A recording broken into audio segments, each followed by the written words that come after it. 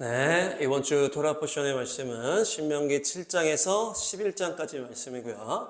오늘은 7장 중심으로 살펴보도록 하겠습니다. 핵심 단어는 에케브입니다. 따라합니다. 에케브. 에케브는 뭐뭐 하면이라는 단어 해석인데요. 접속사 같이 이렇게 쓰이고 있는데 문맥에서 보면은 내 명령을 지키면 이렇게 되는 거예요. 하나님께서 너희들이 내 명령을 지키면 이렇게 하실 때 여기 지금 쓰인 단어인데 이 단어의 원래 의미를 보니까 끝이다, 끝부분이다, 끝까지 이런 의미가 있어요. 그래서 우리가 하나님의 말씀을 지킬 때 어떻게 지켜야 된다?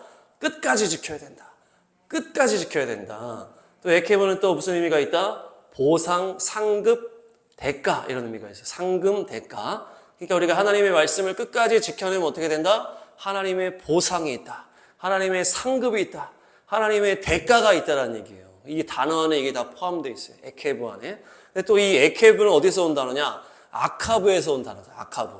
자, 보시면 아카브는 뒤에 있다, 발꿈치를 잡다, 속이다, 숨기다 이런 의미가 있어요. 그래서 이 단어에서 야곱이 나왔습니다. 야곱. 그래서 야곱이 쌍둥이로 태어나잖아요. 형 에서가 먼저 막 나가게 되니까 안타까운 마음에 형 발꿈치를 잡고 나왔다. 그래서 야곱의 이름이 발 뒤꿈치다. 이렇게 해서 이렇게 아카브에서 나온 게 바로 야곱인데, 그래서 이 발 뒤꿈치를 잡다라는 표현은 속이는 자가 행하는 행동으로 연결이 되는 거예요. 발 뒤꿈치를 잡았어, 뒤통수를 쳤어, 이런 느낌이라는 거예요. 뒤에서부터 오다, 그리고 음모로 속여 넘기다, 이렇게 해서 야곱의 삶이 막 속이는 삶이 되잖아요. 축복을 받기 위해 이삭을 속이고 또 라반한테 속고 막 이렇게 하는데 이것이 야곱의 이름에서 비롯됐다. 근데 이 창세기 3장에서 뱀이 하와를 속여서 하와가 넘어지고 아담이 넘어져서 이 땅에 이제 원죄가 들어오게 되는데, 그 뱀에게 내린 하나님의 저주에도 이 말씀이 나오는데, 너는 여자의 후손과 원수가 되겠다. 너는 여자의 후손의 발 뒤꿈치를 공격하게 된다. 이렇게 얘기하는 거예요. 이 뱀은 여자의 후손과 원수가 되고, 뱀이 여자의 후손의 발꿈치를 문다. 이렇게 하고, 그 여자의 후손은 너의 머리를 깨버릴 것이다. 이렇게 하는 거예요. 그래서 이것이 예언이 되고 마귀에게 예언이 되고 이것이 복음으로 연결이 되는데, 결국 어떻게 됩니까? 이 여자의 후손이라는 것은 남자의 후손이 아니고 처녀의 몸에 잉태한 예수님으로 오신 하나님의 아들로 그 예언이 성취가 되고, 뱀이 여자의 후손의 발꿈치를 문다라는 건 뭐예요? 뒤통수 쳐서 속여서 공격하는 것을 말하는 거예요. 그래서 제자였던 가룟 유다가 배신을 때리고 돈으로 팔아서 예수님을 팔아버리고, 메시아라고 환호하던 백성들이 어때요? 뒤돌아서서 예수님을 다 십자가에 못 박으라고 처음엔 메시아라고 하다가 정치적 메시아를 거부하니까 죽이라고 이렇게 가는 거예요. 유대인의 왕이요 하나님의 아들이신 예수님을 그들이 다 십자가 못 박아 죽였는데 그것이 결국 뭐다? 마귀에게 속아서 그렇게 됐다는 얘기예요. 그래서 마귀가 여자의 후손을 발꿈치를 문다라고 이렇게 되는 것이고, 근데 예수님을 죽였지만 결국 어떻게 됩니까? 죄가 없으신 예수님이 죽고 죄와 사망의 권세가 부활하심으로 딱 깨져버리는 거예요. 그래서 예수님의 부활로 이것이 마무리되면서 마귀의 머리가 깨져버리는 이 예언이 성취가 이렇게 됐다. 그래서 마귀의 머리가 깨지는 건 마귀의 권세가 깨지는 것입니다. 그래서 죄와 사망의 권세가 예수님의 십자가 부활로 깨져버렸다. 그것이 이 창세기 3장에 나오는 그 예언의 이 발 뒤꿈치를 잡다, 발꿈치를 물다 이런 표현이 나오는 거예요. 그래서 이것은 속이고 뒤통수 치다라는 의미다. 그래서 에케브인데, 이 에케브가 무슨 의미가 있다고 했어요? 말씀을 지키면 이렇게 해서 무엇을 하면인데 이것이 끝까지고 보상이 있다 이렇게 얘기했잖아요. 근데 이것이 아카브에서 나와서 이렇게 연결이 되면 어떻게 되는 거예요? 끝까지 말씀을 지켰을 때 주님이 상금을 주시고 상급을 주시는데, 끝까지 지키기 위해서는 어떻게 된다? 이 마귀가 뒤통수 치는 거를 이겨내야 된다는 얘기예요. 마귀가 우리 이렇게 속이는 거예요.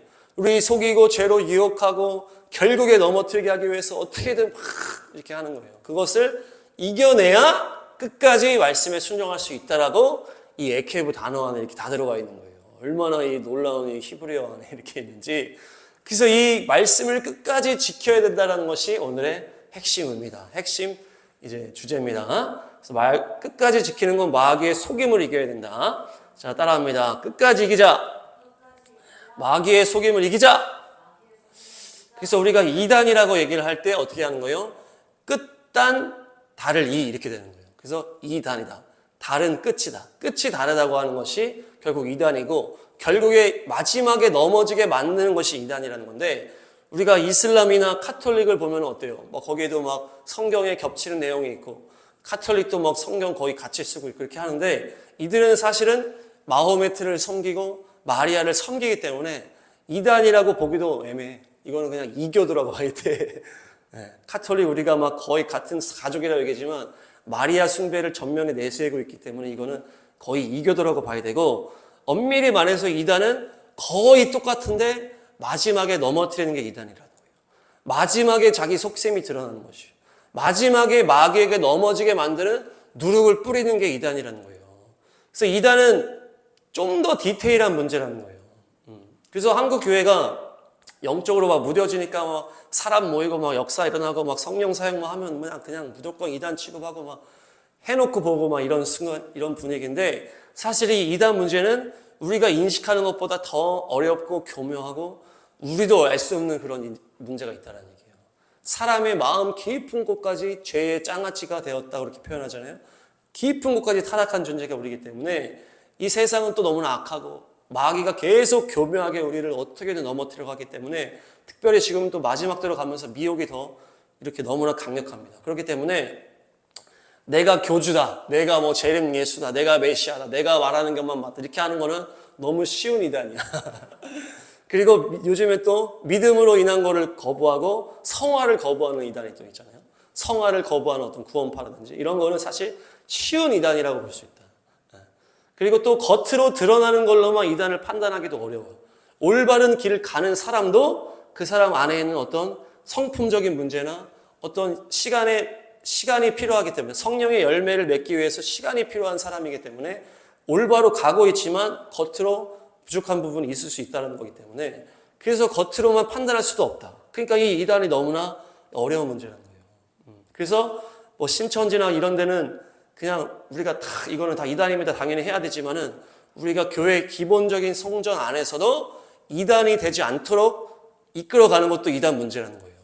마지막에 변질되지 않은 성도로 키워가는 것도 사실 이것이 이단의 문제라는 것입니다. 그것을 분별해서 교정해서 어떤 누룩들이 왔을 때 이것이 결국에 마지막에 넘어뜨리는 누룩이 될 수 있다는 것을 분별해서 온전하게 말씀을 전하는 것이 결국 이단의 문제라는 것이에요. 그래서 오늘 신명기에서 하나님의 말씀을 끝까지 순종할 수 있게 하기 위한 말씀들을 좀 정리를 해서 우리가 마지막 그 순간까지 마귀가 속이는 걸 이겨낼 수 있도록 오늘도 승리하게 될 줄로 믿습니다. 그래서 말씀 보시면 신명기 7장 12절입니다. 7장 12절, 신명기 7장 12절 시작. 당신들이 이 법도를 듣고 잘 지키면 주 당신들의 하나님도 당신들의 조상에게 맹세하여 세우신 언약을 지키시고 한결같은 사랑을 베푸실 것입니다. 아멘. 여기서 나온 거예요. 잘 지키면, 이게 에케브라고 그랬죠. 그래서 에케브 하면 끝까지 이겨서 믿음을 지켜내서 끝까지 이것을 승리하면 하나님의 사랑이, 한결같은 사랑이 부어주실 것이다. 이렇게 얘기하시는데, 하나님께서도 우리가 끝까지 순종할 때 하나님께서도 끝까지 우리를 붙드신다, 이렇게 되는 거예요. 그래서 한결같은 사랑이 나옵니다. 한결같은 사랑. 왔다 갔다 하는 사랑이 아니고 한결같은 사랑이다. 그래서 우리가 왔다 갔다 하는 신앙으로는 파산할 수밖에 없다는 얘기예요. 한결같은 그 신실함이 있어야 주님의 신실함이 일하는데, 여기 헤세드 보시면 헤세드가 이제 따라합니다. 헤세드는 은혜, 인애, 은총이다, 이런 의미가 있고, 영화롭게 하고 은혜를 베풀고 긍휼히 여기고 불쌍히 여기다라는 것이에요. 그래서 이것이 하나님께서 우리를 이렇게 은혜 베푸신다는 것이, 하나님이 우리를 은혜를 베푸시고 긍휼히 여기시고 불쌍히 여기시고 이렇게 되는 건데, 하나님의 한결같은 사랑이 은혜를 받기 위해서는 우리도 한결같은 사랑으로 무장돼야 되고, 우리도 똑같이 그 긍휼한 그 은혜가 있어야 된다는 얘기예요. 자, 여기서 또 볼 수 있는 게 뭐예요? 우리 안에 있는 그대로 주님이 주신다는 얘기예요. 우리 안에 은혜가 있어야 주님이 우리에게 은혜를 베푸신다는 얘기예요. 우리가 한결같은 신실함으로 주님을 사랑해야 주님의 은혜가 임한다는 얘기예요. 긍휼히 여기는 자는 복이 있나니 너희가 긍휼히 여김을 받을 것이다. 너희가 죄를 용서하지 않으면 하나님 아버지도 너희를 용서하지 않으실 것이다. 우리가 가지고 있는 그대로 주님이 우리에게 대하신다는 것이에요. 그래서 이 말씀이 나온 겁니다. 시편 말씀 보시면 시편 18장 24, 25 26 3개. 시편 18, 24 시작. 그러므로 주님께서는 내가 의롭게 산다고 하여 나에게 상을 주시며 나의 손이 깨끗하다고 하여 나에게 상을 주셨다. 25 주님께서는 신실한 사람에게는 주님의 신실하심으로 대하시고 흠없는 사람에게는 주님의 완전하심을 보이시며 26 깨끗한 사람에게는 주님의 깨끗하심을 보이시며 간교한 사람에게는 주님의 절묘하심을 보이십니다. 아멘. 의롭게 산다고 하여 상을 주시고 깨끗하다고 해서 상을 주신다. 신실한 사람에게는 신실하게 대해주시고 흠없는 사람에게는 완전하심을 보이시고 깨끗한 사람에게는 깨끗하게 해주신다. 근데 마지막 뭐예요? 간교한 사람에게는 절묘하심을 보이신다. 이렇게 하셨는데 원어로 보니까 뭡니까? 다음 보시면 이것은 의미가 나쁜 단어예요. 나쁜 단어. 이케시라고 하는 것입니다. 따라합니다. 이케시.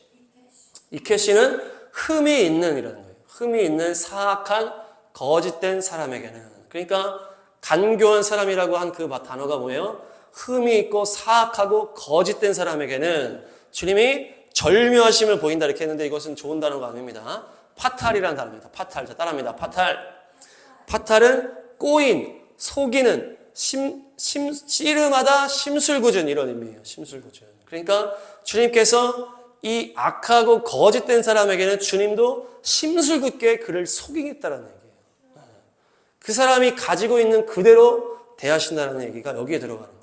의롭게 살면 의롭게 대하시고 신실하게 살면 신실하게 대하시는데 깨끗한 사람에게 깨끗하게 대하시는데 간교한 사람에게는 주님의 심술궂음을 경험하게 될 것이다. 그래서 이게 연결된다는 거예요. 예수님께서 사람을 치유하실 때 네 믿음대로 될 것이다. 너희가 말한 대로 내가 행하겠다. 네 안에 있는 것이 말이 선포되는 것이기 때문에 네가 선포하는 그대로 너에게 임하게 될 것이다라는 것이에요. 그래서 그 사람이 가지고 있는 그대로 그 사람에게 임하는 것입니다. 그래서 귀신에게 계속 휘둘리는 사람은 계속 문제가 터진다고 우리가 얘기했잖아요. 귀신 들린 사람이 있으니까 계속 귀신의 역사가 그 사람 통해서 계속 문제가 꼬이는 거예요. 그러니까 하나님이 어떻게 한다? 그 사람이 가지고 있는 성품대로 하나님이 그대로 대하신다는 것이에요. 이것이 하나님의 영적 원리다. 하나님께서 우리에게 하나님의 형상대로 사람을 지으시고 하나님과 교통할 영적 존재로 만드셔서 이 땅에 통치자로 세우셨기 때문에 이 땅에 우리는 한 명의 왕과 같아요. 왕. 그래서 우리가 죄에 넘어졌기 때문에 그 죄를 통해서 마귀가 왕 노릇을 하는 것이래요. 그래서 우리는 왕이고 마귀도 왕이 된 거예요. 우리가 죄인이 되면. 하나님의 나라와 그분의 통치가 하나님이 마음대로 할 수 있는 땅이 아니라는 거예요. 이 땅은. 하나님이 통치권을 아담에게 줬기 때문에. 하나님의 역사는 부분적이라는 거예요.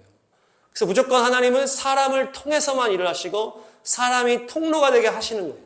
그래서 기도를 하지 않으면 하나님이 일하실 수가 없다는 거예요. 하나님의 그 어떤 역사의 통로는 사람이 기도로 열어야만이 하실 수 있다는 거예요. 그냥 하나님이 마음대로 할 수가 없다는 거예요. 우리가 기도를 했을 때 하나님이 역사하시는 거예요. 물론 환상으로 꿈으로도 하는 것도 그것도 어떤 기도가 있었기 때문에 환상으로 꿈으로 막 무슬림들이 이렇게 본다 그러는 거 아니에요? 그것도 똑같은 거예요.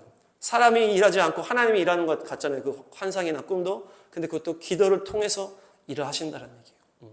그러니까 이 인간의 내면에 있는 이 영이라는 것, 하나님의 주시는 이 영혼이라는 것이 가장 중요하다는 거예요. 인간의 이 내면이라는 것 하나님도 마음대로 못 하시는 거예요. 마음대로 우리를 조종할 수 없는 게 우리의 내면의 우리의 영이라는 거예요. 그래서 하나님은 자발성을 통해서만 일하시는 것입니다. 믿음을 통해서만 역사하시는 것입니다. 기도를 통해서만 역사하시는 것입니다. 그래서 인간이 통치자여 왕이라는 거예요. 하나님은 창조주의 위치에 있을 뿐이에요. 창조주의 위치. 그래서 창조주의 어떤 권세가 인간을 그걸 막 넘어가지고 막 하실 수가 없다는 거예요. 그래서 인간 안에 있는 그대로 하나님이 역사하시는 것이 이 땅의 영적 원리다. 그 사람의 성품대로 하나님이 역사하실 수밖에 없다는 얘기예요. 그래서 사악한 자에게는 폐역되고 거짓된 사람에게는 주님이 그를 속이겠다 이렇게 하는 것이에요. 그래서 재앙으로 끌어간다는 얘기예요. 데살로니가 말씀 보겠습니다. 데살로니가 후서 2장 11절 12절 후서 2장 11, 12 시작. 그러므로 하나님께서는 미혹하게 하는 힘을 그들에게 보내셔서 그들로 하여금 거짓을 믿게 하십니다. 그것은 진리를 믿지 않고 불의를 기뻐한 모든 사람들에게 심판을 내리시려는 것입니다.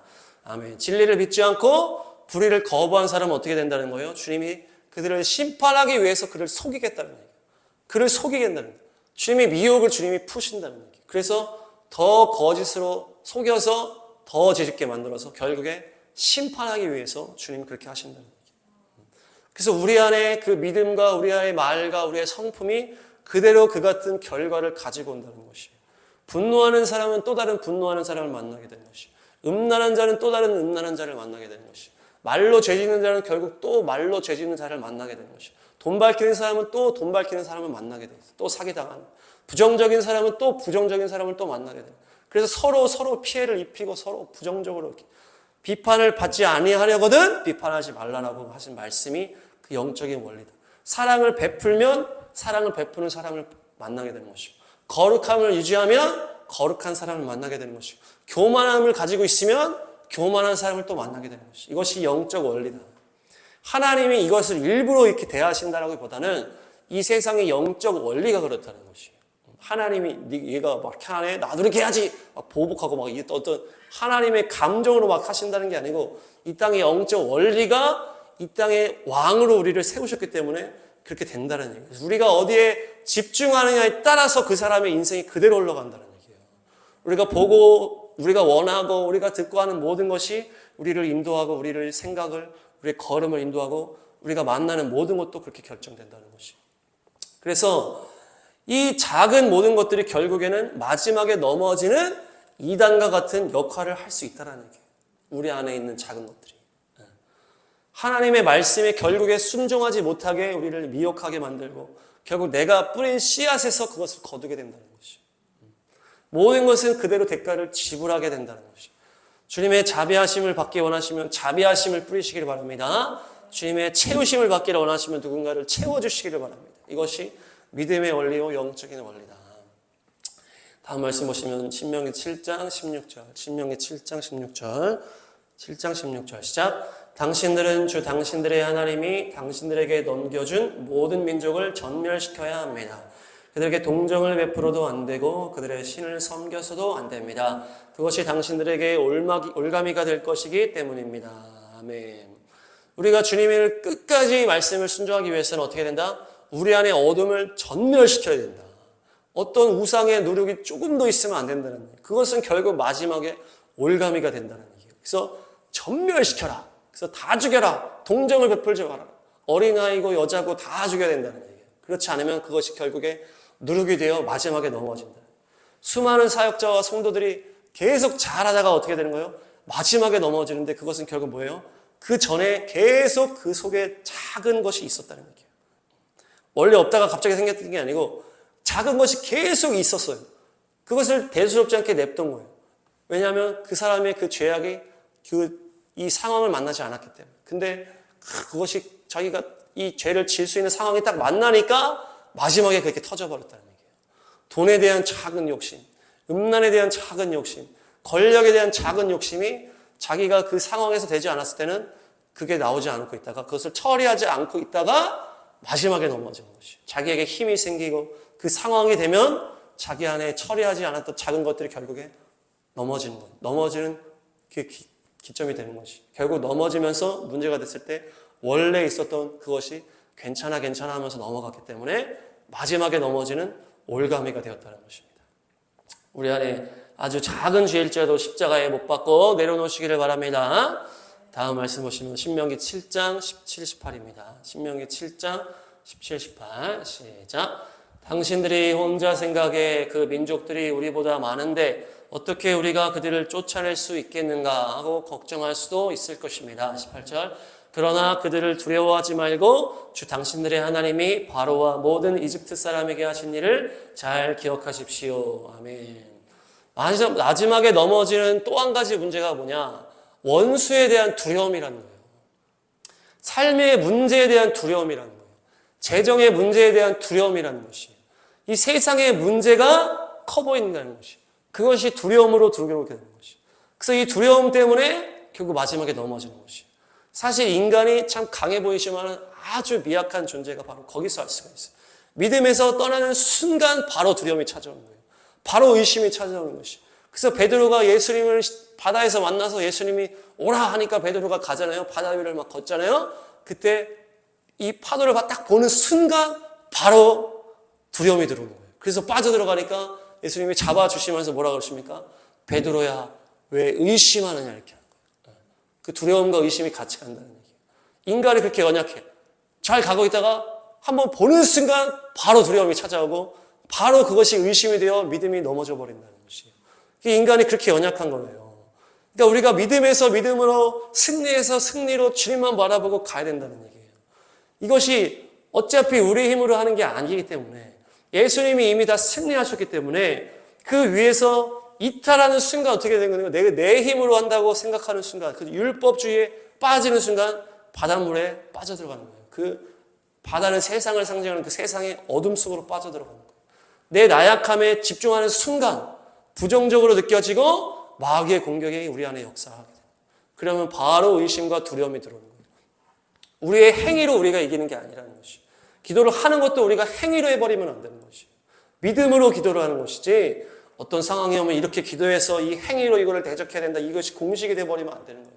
그것이 결국 율법이에요. 그것이 율법. 우리가 마귀를 대적한다는 것은 내가 직접 싸우는 게 아니라는 거예요. 근데 우리가 이렇게 공식을 만들어 놓으면 어떻게 된다는 거예요? 내가 직접 싸우겠다고 하는 것과 다를 바 없다는 얘기예요. 내가 주님이 준 거 가지고 내가 직접 싸우겠다. 이렇게 되는 거거든요. 믿음에 서는 것은 주님을 의지해서 주님이 일하게 하시는 것을 말하는 것이에요. 이미 승리하신 부활의 권능 위에 우리가 단단하게 서 있는 것이에요. 우리가 마귀의 역사에 집중하면은 어떻게 된다는 거예요? 우리가 직접 싸우게 된다는 얘기예요.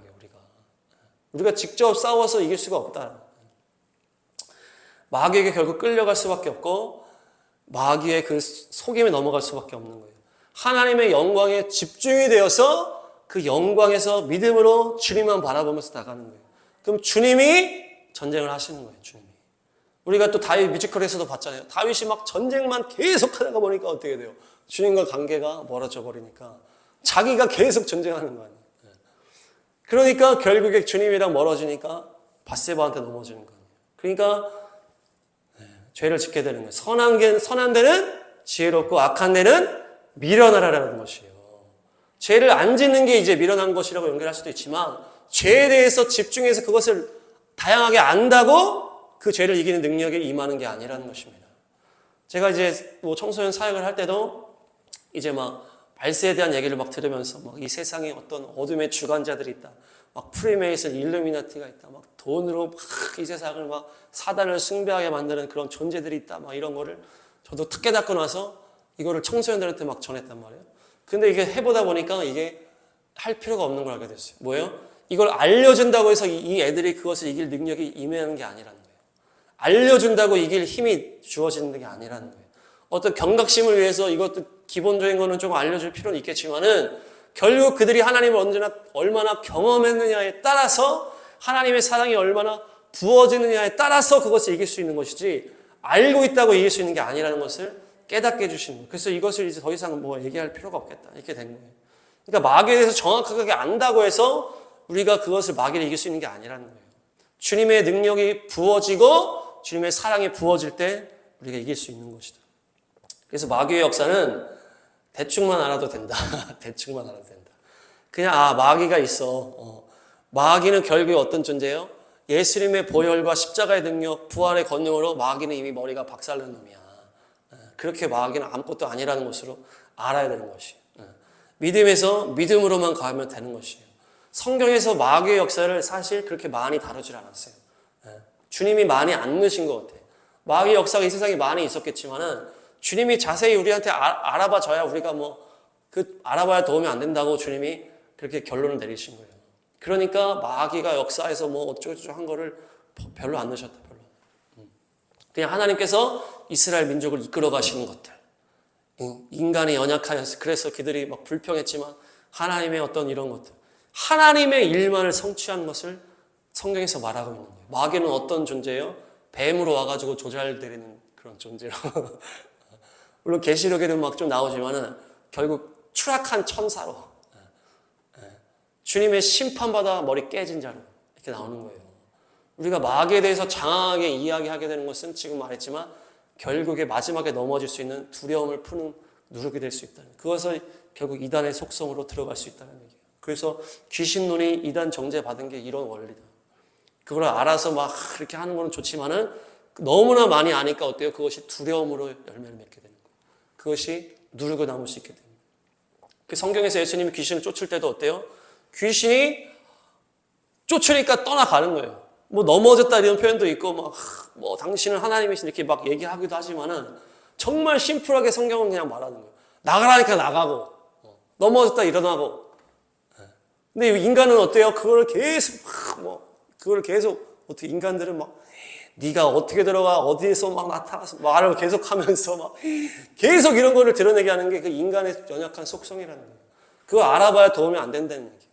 근데 인간은 하다 보면 귀신이 드러나면 막 귀신에 막 대화를 해가지고 계속 이런 거를 하는데 그런 정보가 우리에게 전혀 도움이 되지 않는다. 악한 것이 나갈 때 뭐 가래침을 맺는다. 이것도 별로 중요한 게 아니에요. 성경에도 이런 말은 없어요. 나갈 때 가래침 맺고 나간다. 이런 게 없어요. 이것을 인간이 알게 되면 어떻게 되는 거예요? 인간은 이거 가지고 서로 또 정죄하는 거예요. 쟤 또 가래침 뱉네. 또 귀신이 있나? 이렇게 쓸데없이 정죄하는 걸로만 연결이 된다는 거예요. 이런 악한 마귀의 일에 대해서 우리가 많이 알면 할수록 그게 인간의 연약함이라는 것이에요.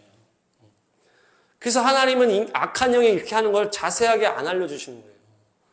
마귀는 어차피 예수님의 이름 앞에 다 무너졌기 때문에 믿음으로 가는 게 중요하다는 것이에요. 우리 안에 누룩이 있고 우리 안에 탐심이 그게 더 문제지 마귀 역사가 문제가 아니라는 거죠. 우리가 주님을 더 사랑하지 못하는 게 그게 더 문제라는 것이에요. 그래서 주님의 마음입니다. 그래서 우리가 믿음으로만 달려가는 것이에요. 그래서 성경에서 마귀의 공격이라고 했을 때 순교하는 게 마귀의 공격이 어떻게 보면 마귀가 막 이런 거 안 나와. 그냥 복음을 막 강력하게 전할 때 죽여버리는 그거에 나오잖아요. 그게 순교자가 나오잖아요. 그게 가장 중요한 거라는 거예요. 그러니까 마지막 때 마귀의 어떤 이것을 부풀리게 하는 것도 이게 마귀의 작전일 수 있다. 너무나 많이 다 알게 해서 막 두려움을 주장하고. 그래서 우리가 분별해야 될 줄로 믿습니다. 맞는 이야기라고 해서 다 좋은 게 아니라는 거예요. 맞는 이야기라고 해서 나한테 도움이 되는 게 아니라는 거예요. 내가 박의준 목사가 지은 죄를 다 말을 해. 지은 게 사실이지만 은혜가 안 되고 도움이 안 되고 별로 필요가 없다는 얘기, 그런 얘기를. 내가 예수의 은혜로 십자가 돌파해서 지금 이렇게 믿음 달려가고 있는 그게 중요하지. 내가 옛날에 이 수많은 이런 죄를 졌습니다. 이거 알아봐야 도움이 안 된다는 얘기예요. 회개라는 것도 뭐예요? 내가 하나하나 다 이거를 다 고백해서 이렇게 이게 회개가 아니에요. 죄를 자백한다는 것은 이거 하나하나 다 자백해서 회개를 받는 게 아니고 내가 죄인임을 인정하는 것이 자백인 것이에요. 다윗이 회개할 때 어떻게 했어요? 제가 밧세바를 봤는데 밧세바가 너무 예뻤습니다. 밧세바가 노래를 잘해서 내가 집으로 오라 그랬는데 그 노래 듣다 보니까 이렇게 해서 일로 오라 그랬는데 밧세바의 눈빛이 뭔가 심상치 않았습니다. 막 이러면서 막 그 죄를 다 묘사해가지고 내가 이것을 잘못하고 뭐 이것을 잘못하고 이걸 다 고백한다고 그게 회개가 아니라는 것이에요. 죄를 깨달았을 때 주님 내가 죄인입니다. 용서해 주십시오. 불쌍히 여겨 주십시오. 이게 자백이지. 내가 말한 거를 내가 죄진 거를 그냥 싹 다 말하는 게 자백이 아니라는 것이에요. 주님은 그렇게 지저분하게 하는 분이 아니라는 것이에요. 나병 환자가 나병 걸렸을 때 어떻게 하라고 했어요? 부정하다, 부정하다, 부정하다 이렇게 선포하라고 했잖아요. 그렇게 해서 결국에 그 격리한 이후에 그 격리 속에서 주님의 은혜가 임하고 주님의 역사가 임하면 낫는 거거든요. 그러니까 이게 회개와 연결이 되는 것이에요. 부정하다, 부정하다, 부정. 내가 죄를 깨달았어. 나병이 나타났어. 그러면 내가 죄인입니다. 누구예요? 다윗이 했던 것처럼. 탁 찔렀을 때 내가 죄인입니다. 선포하는 것이 나는 부정하다, 부정하다, 부정하다. 내가 나병 걸린 이유를 내가 이걸 잘못하고 저거 잘못하고 이렇게 해서 이거를 다 하는 게 아니고 부정하다라고만 선포하는 것이 그게 회개라는 것이에요. 그래서 내가 거기서 돌이키고 짓지 않는 것이 회개인 것이지 그냥 그 죄에서 그냥 싹싹 다 골라가지고 이거를 다 이게 가지고 이게 아니라는 것입니다. 네. 그랬을 때 주님께서 우리에게 은혜로 덮어주시는 거예요. 주님은 덮으시는 분이라는 거예요. 카프 손으로 덮으시다. 뚜껑으로 덮으시는 거 아니에요. 우리가 10계명 다 짓지 못하고 개판치는 거 그것들을 덮어버리신다는 얘기예요. 내가 죄를 깨닫게 하시는 것이 바로 그것이에요. 노아의 하체를 두 아들이 덮었다는 거예요. 덮었다. 주님은 덮으시는 분이에요. 그래서 사랑은 허다한 죄를 덮는다는 게 그 얘기예요. 하나하나 다 끄집어내가지고 드러내는 분이 아니다라는 거예요. 우리가 죄인인 걸 깨닫지 못하면은 그런 과정이 있을 수 있겠지만 죄를 깨닫게 되어서 선포했을 때는 우리가 막 내가 이것까지 이렇게 하는 게 아니라는 거예요. 우리가 죄인인 거는 만백성이 다 알고 있어요. 우리가 다 알고 있다. 우리가 죄인인 건 다 아는 거, 다 아는 거. 우리가 파고들 필요도 없어요. 그냥 딱 보면 죄인이기 때문에. 그래서 우리가 죄를 인식해서 그것을 예수님의 피로 씻고 내가 죄인임을 고백하고 회개함으로 주님을 따라가는 것이 그것이지, 계속 이거를 갖다가 계속 파가지고 이걸로 막 씻고 막 내가 막 하나하나 다 이렇게 하는, 행위적으로 회개하는 게 아니다. 행위적으로 하는 게 아니다. 믿음으로 돌파하는 것이에요. 믿음으로 주님을 바라보고 달려가는 것이 회개라는 것이에요. 나는 이미 씻겼다. 나는 죄인임을 깨닫고 예수님의 보혈의 능력을 내가 선포하면서 믿음으로 내가 달려가겠다. 내가 죄를 짓지 않겠다라고 선포하고 영광으로 달려가는 것이 회개라는 것이에요. 뒤돌아보지 않고 표대를 향해 달려가는 것이 회개라는 것이에요. 그게 믿음이라는 거예요. 그래서 우리가 죄에 대해서 막 악한 영에 대해서 너무 들어가고 이걸 연구하고 막 이걸 하는 것은 이게 어떤 누룩이에요? 카톨릭의 고해성사와 같은 누룩이에요. 그 죄를 다 얘기하게 하잖아요. 그것이 그 악한 영의 그거를 우리가 파고들어가지고 이거를 다 드러내는 건 똑같은 이 누룩이라는 거예요. 죄에 대해서, 악한 영에 대해서 계속 파고들고 연구하고 하는 것이 카톨릭의 고해성사와 같은 카톨릭의 누룩이에요. 그것이 행위구원으로까지 연결이 되는 거예요. 자기가 다 해결을 하는 거예요. 자기가 다 해결. 이것이 있을 때 끝까지 달려갈 수 없다는 얘기예요. 계속 부정적인 틈타고 악한 것에 틈타다 보니까 그것이 누룩이 되어 넘어질 수가 있다는 얘기예요. 선한 것에 초점을 맞추시기 바랍니다. 전진하는 겁니다. 믿음은 돌파하는 거예요. 주님께서 역사하시는 거예요. 그래서 내가 씻는 게 아니다. 주님이 씻었음을 믿음으로 선포하고 나아가는 것이다. 기억하시기 바랍니다. 마지막 말씀 보시면 신명기 7장 21절. 신명기 7장 21절. 시작. 당신들은 그들을 두려워하지 마십시오. 당신들 가운데 계신 주 당신들의 하나님은 진정으로 두렵고 위대한 하나님이십니다. 아멘. 그들을 두려워하지 마십시오. 하나님께서 진정 두려우시고 위대하신 분이십니다. 우리가 마귀에게 집중하지 말아야 될 이유가 뭐예요? 마귀에게 집중하면 두려움이 마귀한테서 오기 때문에 하나님을 두려워하지 않게 되는 거예요. 하나님의 위대함과 전능함에 초점을 맞출 수가 없다는 거예요. 마귀에게 초점이 맞춰지니까. 마귀랑 내가 계속 싸우느라고 하나님의 전능하심의 감을 점점 잃어버리는 것이. 내가 전쟁은 여호와께 속한 것이니 너희는 가만히 있어서 주님의 구원을 보라. 그랬을 때 홍해가 갈라지는 걸 보는 거 아니에요. 내가 계속 싸우면 하나님의 역사를 볼 수가 없고 하나님의 위대하심도 알 수가 없기 때문에 주님의 두려움도 임하지 않는 거예요. 주님에 대한. 이집트 군사만 두려워했을 때 하나님의 놀라운 홍해를 가르는 기적을 볼 수 없었다는 얘기예요. 내가 스스로 싸우려고 하니까. 없는 것을 있는 것으로 만드시고 죽음을 생명으로 바꾸시는 하나님의 능력을 경험하기 위해서는 하나님을 바라볼 때 하나님에 대한 두려움이 있는 거지, 마귀를 바라보면 마귀만 두려워져. 그래서 이것이 연결되어 있다는 얘기예요. 마귀에게 초점을 맞출 때 우리가 하나님을 두려워하지 않게 되는 것입니다. 큰 산아 네가 어디에 있느냐? 스룹바벨 앞에서 평지가 될지어다. 산을 옮길 믿음이 우리에게 있다는 얘기예요.